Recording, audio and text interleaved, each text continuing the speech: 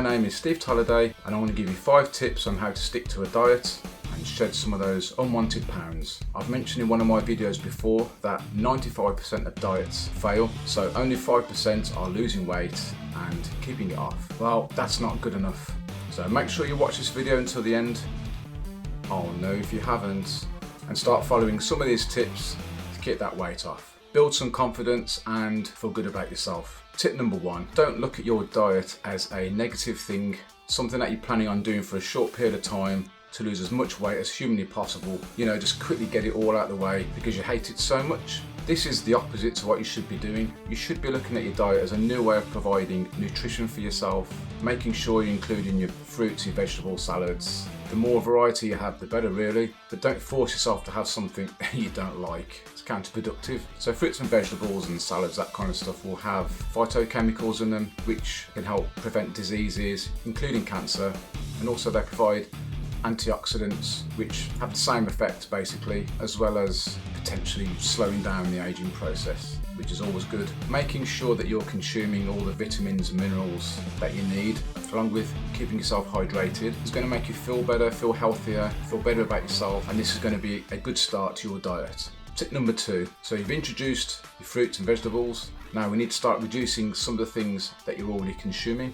I'm not a fan of just completely cutting things out, at least not to begin with anyway. I'd much rather slowly cut things down over time. Remember, the idea is to enjoy your diet, not to hate it. So how much should you cut down? Well, I'll talk about that in the next tip. But for now, we'll talk about the junk that you buy and keep in your cupboards at home. So I'm talking about biscuits, crisps, chocolates, you know the stuff.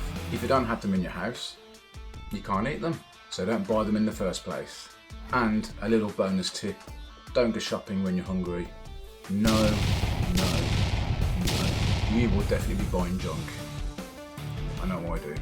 Now if you can control your snacks, I would say put them as part of your diet plan rather than having them as and when you're hungry. Right then, tip number 3. So I mentioned about reducing your overall calories and how much you should do that. So the amount you reduce your calories is dependent on how much weight you want to lose and in what time frame. There is 3,500 calories in a pound of body fat. So if you spread that over a week, that would be, for example, 500 calories a day less than your maintenance. Your maintenance being the amount of calories you need every day to stay the same weight. And how do you know if you're at maintenance? It's quite simple. You just weigh yourself every week, and if you're staying the same weight, those are your maintenance calories.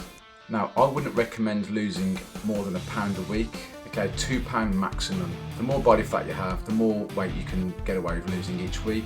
If you're losing 4 or 5 pound a week, it's mostly water, which means you're losing a lot of glycogen and then potentially muscle as well. You don't need to count your calories to lose weight. You don't even need to know anything about calories. Just reduce your portion sizes a little bit, stick to the same foods that you like, have more salads and vegetables. If your weight is coming down, pound a week, you're all good. If your weight's coming down less than that, you're not happy with it, you could reduce your food a little bit more. But like I said, don't go too mad with it.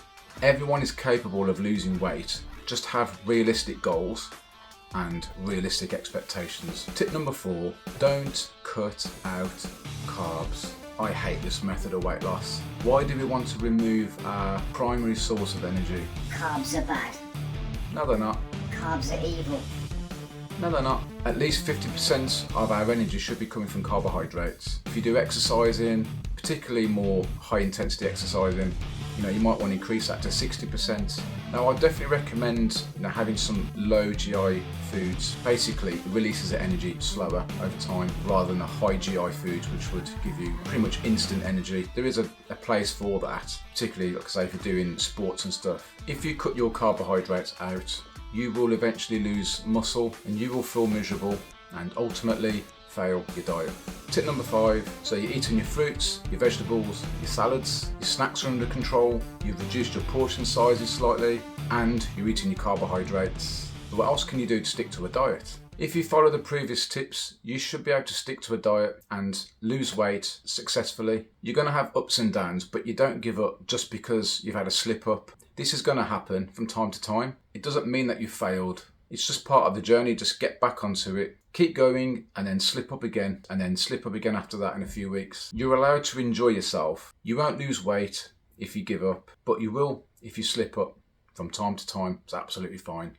Just think long term. You can do it. good luck. I have another video here talking about how many calories you burn doing various activities if you're interested. Thanks a lot for watching, really appreciate it. See you in the next video. Goodbye.